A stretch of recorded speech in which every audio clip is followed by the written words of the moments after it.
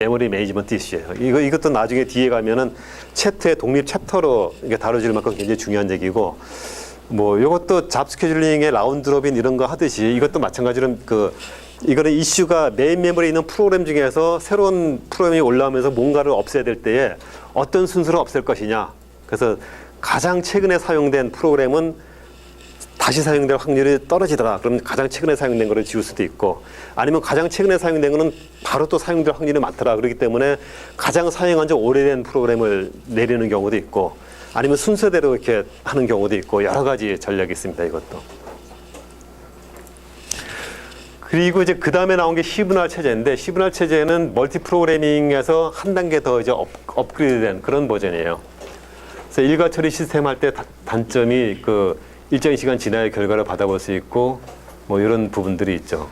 뭐 이런 게 있고, 그다음에 다중 프로그래밍이 굉장히 이제 좋은 걸로 보이고 있는데, 이 다중 프로그래밍도 어떤 문제가 있냐면은 프로그램 입출력 시간을 이제 CPU 입출력하는 동안에 CPU가 다른 것들을 하기 위해서 굉장히 어떤 좀 효율을 높이는 거는 장점이 있는데,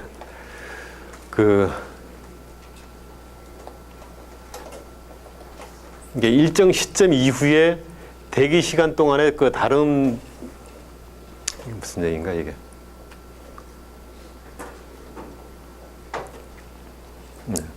그러니까 이게 이제 다중 프로그램을 하다 보면은 IO를 안 하고 프로그램만 계속 돼요. 계속 되는데 그게 또 어느 한쪽에 치우치다 보면은 다른 프로그램이 계속 기다려야 되잖아요. 그러니까 입출력과 상관없이.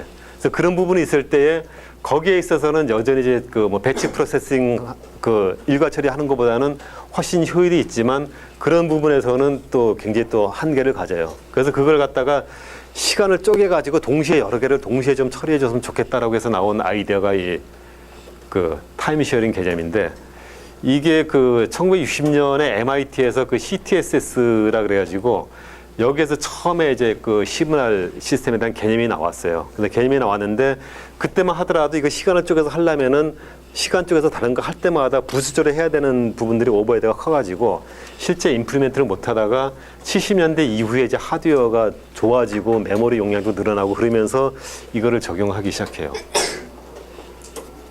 그래서 시브날 체제라는 거는 뭐냐면은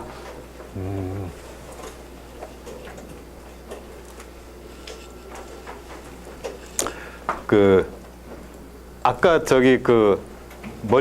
다중 프로그래밍에서는 두 개의 프로그램이 실행된다라고 했을 때에 이게 이제 CPU를 하다가 IO를 하기 시작하잖아요.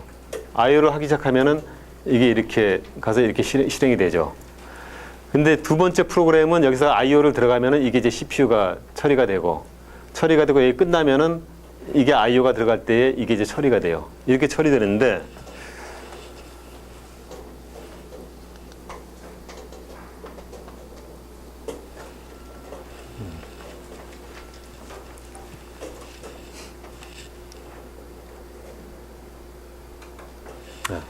이렇게 됐을 때 이제 여기서 문제가 뭐냐면은 이게 처리되는 동안에 이거는 입출력이 끝나더라도 여기서 기다려야 되죠, 시간을. 이 두 번째 프로그램이 끝날 때까지 기다려야 되는데, 기다리는 게 아니라 여기에 이 타임 슬라이스 시간을 잘게 쪼개요, 이거를. 이렇게 잘게 쪼개가지고 요거를 이쪽으로 당기는 거죠, 요걸 당겨가지고 이거를 두 개를 동시에 실행하는 거예요. 그래서 그림상으로는 이게 이쪽으로 이렇게 무브가 돼서 여기서부터 실행이 되는 거예요. 실행이 되면은 이거는 여기서 끝나는 게 아니라 이만큼 앞으로 당겨지니까 이렇게 당겨서 요 정도에서 같이 끝나겠죠, 이거랑.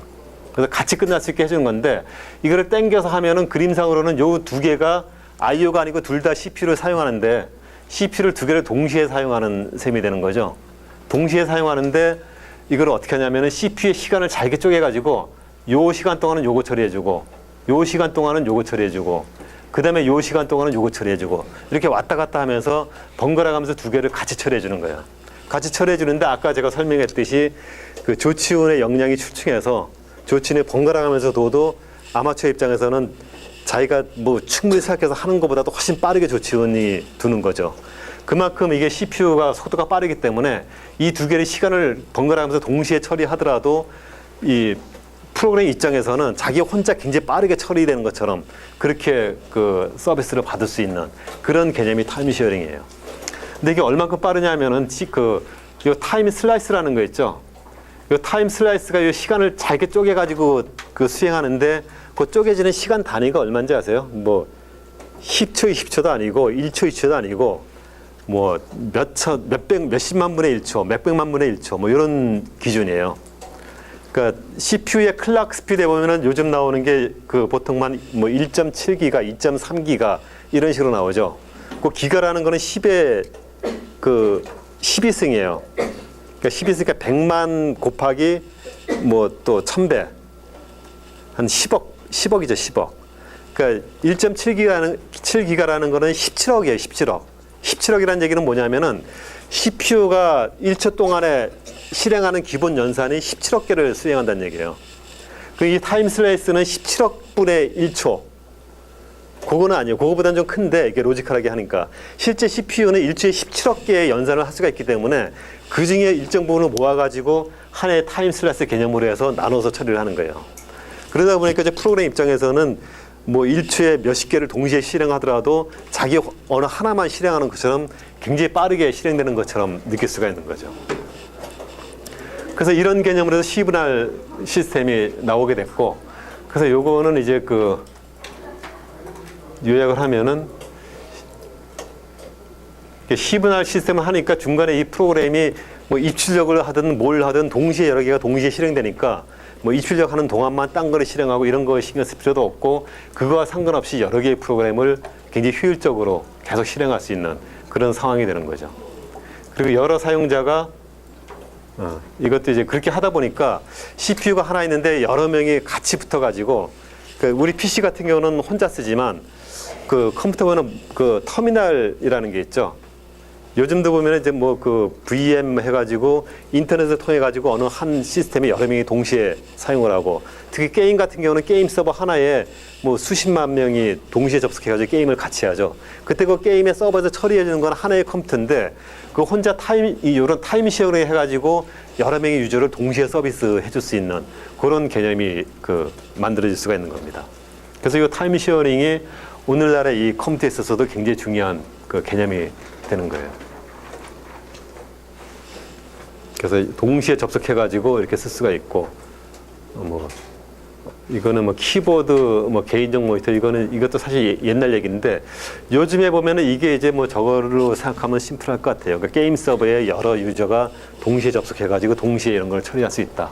그런 게 이 시분할 시스템이 가능하기 때문에 그런 것들이 가능하다라고 이제 볼 수 있는 거예요.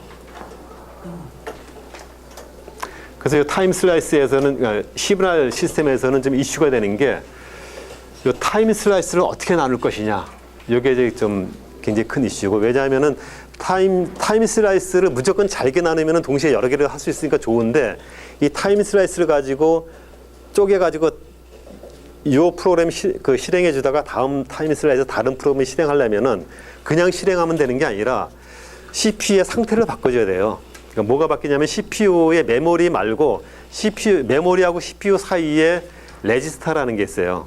그 레지스터라는 건 뭐냐면은 CPU에서 연산할 때 연산자로 들어가는 부분인데 이 프로그램의 그 상태, 이 프로그램이 현재 A라는 프로그램이 앞에 이제 프로그램 라인 수가 뭐 몇 개, 여러 개가 있는데 기계 코드가 있겠죠. 여러 개가 있는데 10번째 명령으로 실행 중이다. 그러면 그 10번째라는 거를 레지스터에 그 어디라는 포인터를 가지고 있어야 되고 그다음에 현재 이거를 수행할 때의 변수의 값이 뭐다 이런 것들을 상태 데이터로 갖고 있어야 되는데 이 프로그램을 딱 타임 슬라이스에 실행을 하고 다음 타임 슬라이스에 다른 프로그램을 실행하려면은 그 데이터를 지워줘야 돼요. 지우고 딴 데 잠깐 보관해놨다가 그 다음 프로그램에 거기에 해당되는 약간의 값을 레지스터에 가지고 오고 그 다음에 그거를 실행해주고 요거 실행해서 다음 거 할 때 또 다음 거 또 로드해주고 이런 식으로 계속 바꿔줘야 돼요. 그거를.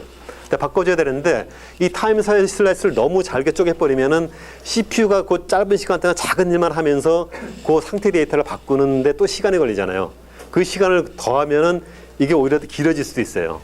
그러니까 그게 그 상태 데이터를 바꿔주는 시간이 CPU 처리하는 시간에 비해서 무시될 정도로 굉장히 작게 해가지고 타임 슬라이스를 적절한 크기로 좀 조절해주는 그게 이제 하나의 이슈가 되는 거고 그 다음에 또 하나는 가상 메모리 개념이에요. 아까도 얘기했듯이 메인 메모리가 작다 보니까 프로그램을 동시에 여러 개를 실행하다 보면은 그 프로그램들이 다 메인 메모리에 못 들어가고 디스크에 들어가는데, 디스크에 들어가면은 그걸 실행할 때마다 메인 메모리를 바꿔주고 이런 일이 일어나잖아요.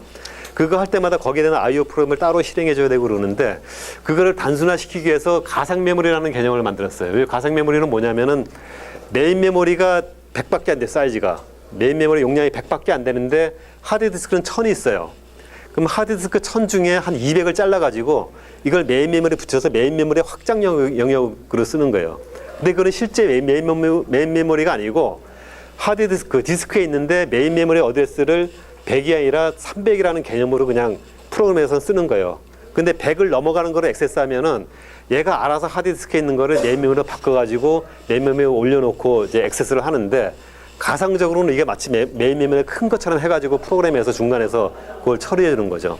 근데 그게 왜 필요하면은, 그게 없으면은 메인 메모리의 실제 메모리가 100밖에 안 된다 그러면은 하나의 프로그램이 한 10씩 차지한다 그러면은 10개밖에 못 올리는 거죠, 프로그램을. 근데 동시에 실행해야 될 프로그램이 한 30개 돼요. 그러면 300이라는 용량이 필요하죠. 근데 300이 절대적으로 그 100밖에 안 되기 때문에 이거를 처리할 수가 없는데, 가상 메모리 공간으로 300까지 로지컬하게 확대를 해놓으면은 실제 메모리에 적지는 안 되지만 하드디스크에 있지만 그 메인 메모리에 있는 것처럼 처리해 줄 수 있는 그런 효과를 볼 수 있는 거예요. 그래서 실시간 시스템으로 하면은, 네. 그래서 여기에서 이제 뭐 확대되는 게, 여기 좀 더 설명이 필요한데 숙제는 없으니까 신경 쓰지 마시고 이제 2페이지 나왔는데, 일단 뭐 다음 수업 시간 있는 사람도 있고 스케줄 있으니까 여기서 끝내고 다음 시간에는 요 페이지부터 하고 다음으로 넘어가는 걸로 그렇게 하겠습니다. 네, 오늘 수업은 이걸로 마치겠습니다. 수고했습니다.